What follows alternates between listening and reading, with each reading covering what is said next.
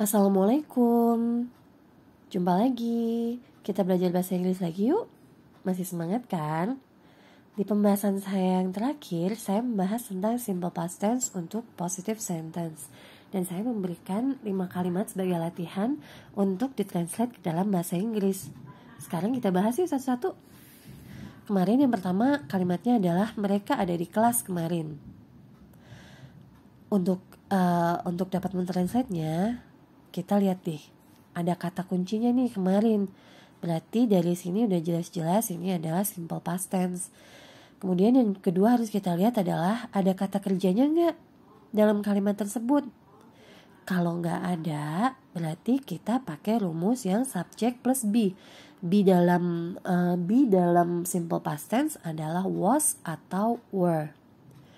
Gimana nentuin was atau were-nya? Kita lihat dari subject. Di situ subjeknya mereka, yaitu dalam bahasa Inggris they. Untuk you, we, they, be-nya adalah were. Jadi kita di sini pakai they were. They were in the class yesterday.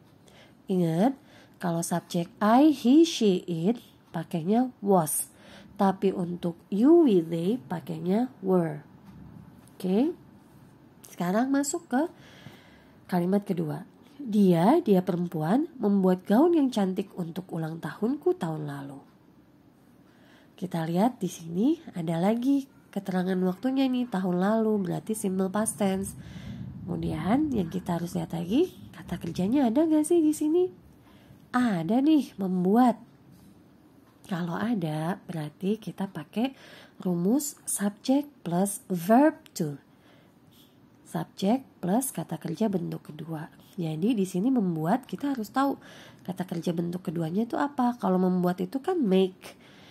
Kata kerja bentuk keduanya dia made. Subjeknya she, dia perempuan. Untuk rumus yang kedua kita nggak perlu pusing. Kalau subjeknya he, she, it pakainya apa? Subjeknya I, you, we, they pakainya apa? Nggak ada kayak gitu kalau pakai rumus yang subject plus verb to. Karena langsung aja subject plus verb to, mau subjeknya I kayak you, he, she, it, they, semuanya sama. Jadi di sini she made a beautiful gown for my birthday last year. Oke. Kalau masih ada yang bingung, jadi kapan sih pakai rumus yang subject plus was atau were? Kapan sih pakai rumus yang subject plus verb to? Nah, tadi dilihat adalah yang dilihat itu ada ada kata kerjanya atau enggak, ada verbnya atau enggak. Kalau dalam kalimat itu ada kata kerjanya, berarti kita pakai rumus yang subject plus verb to. Tapi kalau dalam kalimat tersebut enggak ada kata kerja, melainkan adanya habis subject ada noun atau adjective, kata sifat. Atau kayak begini nih situasi, mereka ada di kelas kemarin, mereka berada di dalam kelas kemarin. Itu kita pakainya rumus yang subject plus was atau were. Oke. Misalkan nih contohnya yang diikuti dengan kata sifat. Misal saya bilang saya dulu cantik. Dulu cantik.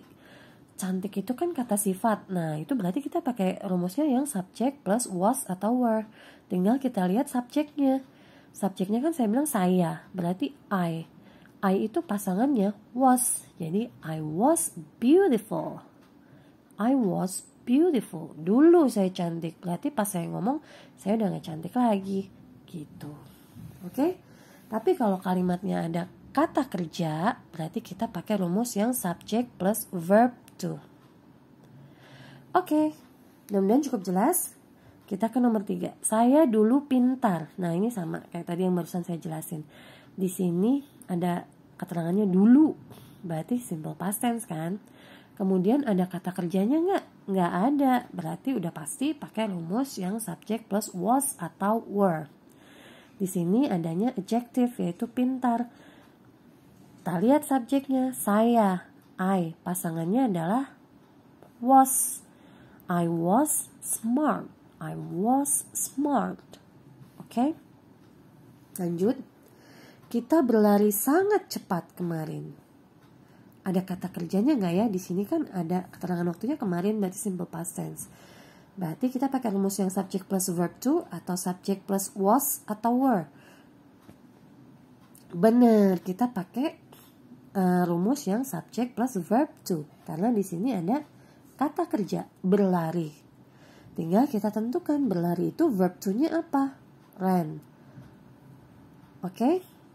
Verbnya we. We ran so fast yesterday.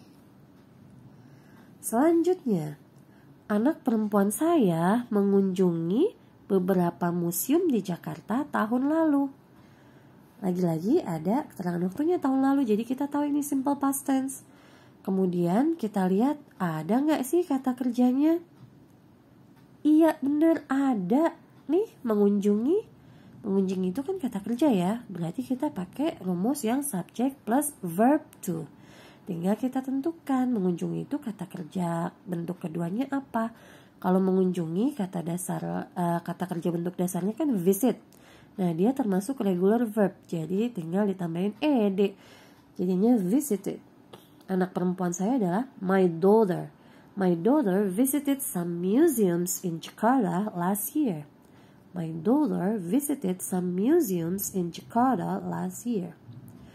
Oke, sampai sini cukup jelas nggak ya? Ingat, yang kita lihat dalam kalimat itu yang pertama kata keterangan waktunya. Biar kita tahu itu simple past tense atau simple present tense atau future tense. Nah, kemudian setelah lihat itu, kita lihat ada kata kerjanya atau enggak. Kalau ada kata kerjanya, berarti kita pakai rumus subject plus verb to untuk simple past tense. Tapi kalau nggak ada kata kerja, berarti kita pakai rumus subject plus was atau were. Kalau subjeknya itu adalah I, he, she, it, kita pakai was. Kalau subjeknya adalah you, we, they, kita pakai were. Oke, mudah-mudahan cukup jelas ya semua. Pembahasan untuk simple past tense, untuk positive sentence udah cukup jelas biar kita bisa maju ke materi selanjutnya. Sekian, sampai jumpa lain waktu, semoga bermanfaat. Assalamualaikum.